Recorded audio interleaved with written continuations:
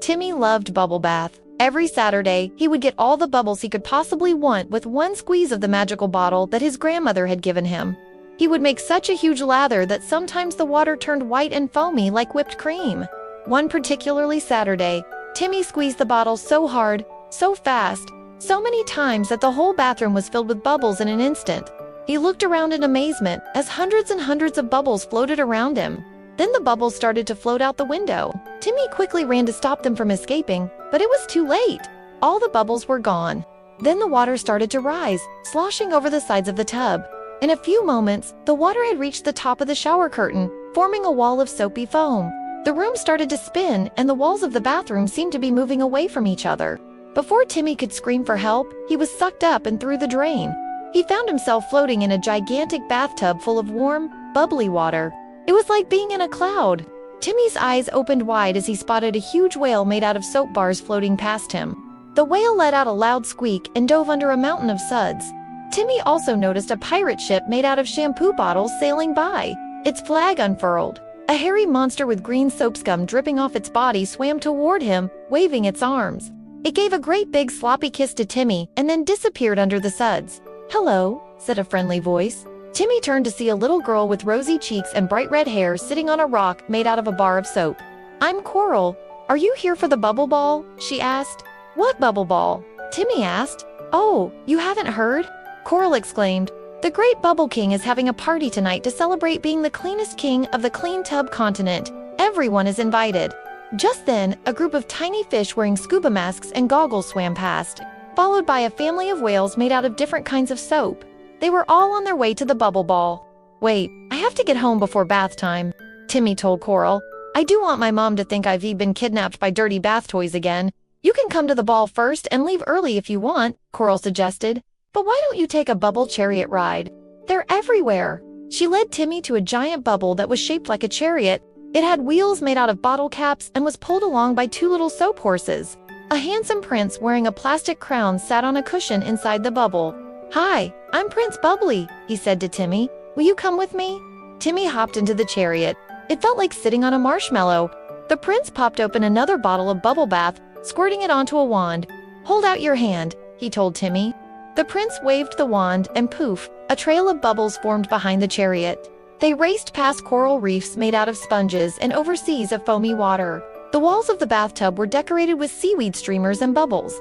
They arrived at a huge castle made out of bubble wrap. The prince helped Timmy out of the chariot. Inside the bubble wrap castle, there were hundreds of bath toys, rubber ducks, boats, and more. They were all dressed up in their fanciest clothes. Some toys even wore little top hats. "Where are all the kids?" Timmy asked. "They're all busy getting ready for the ball," Prince Bubbly told him. "Lady Mermaid is hosting this year. She'll be here soon." A beautiful mermaid swam toward them, her tail sparkling. She was combing her long, tangled hair with a fork.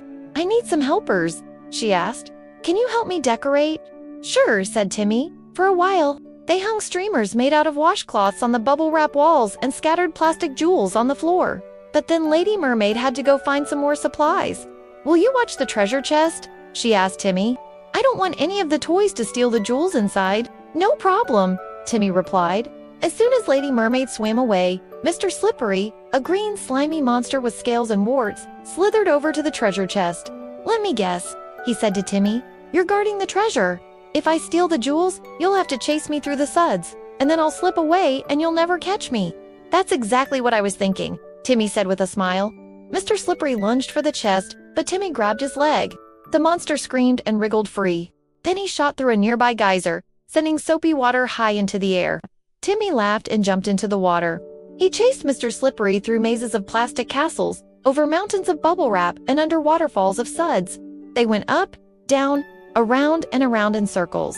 All of a sudden, Mr. Slippery stopped and turned. To Timmy, his face was pale and he was shaking. "I'm scared," he whispered. "I'm all slimy and gross. Will nobody ever want to play with me?"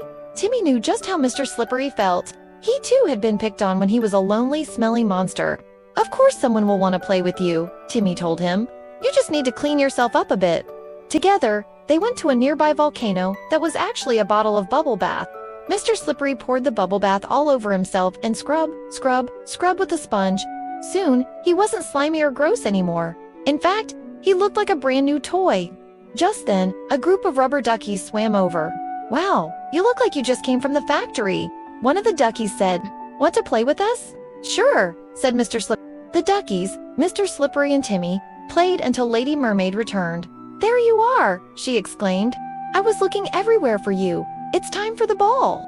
As the party began, Timmy joined the other bath toys in dancing and singing. The mermaid hosted a contest to see who could blow the biggest bubble. The prince and Coral won, blowing a bubble so large that it floated all the way to the ceiling of the bubble-wrapped castle. But as the night wore on, Timmy started to feel sleepy. He missed his comfy bed back home. "It's been fun, but I have to go now," he told the prince. "I'll take you home," Prince Bubbly said. He popped open another bottle of bubble bath, and together they rode back in the bubble chariot. Back in Timmy's bathroom, the sun was just beginning to rise. Timmy climbed back into his own bathtub and pressed the stopper. As the water drained away, he saw a tiny bottle of bubble bath at the bottom of the tub. He picked it up and smiled. Now he knew that no matter how messy things got, he could always clean them up with a little help from his friends. And that's all for today. See you next time.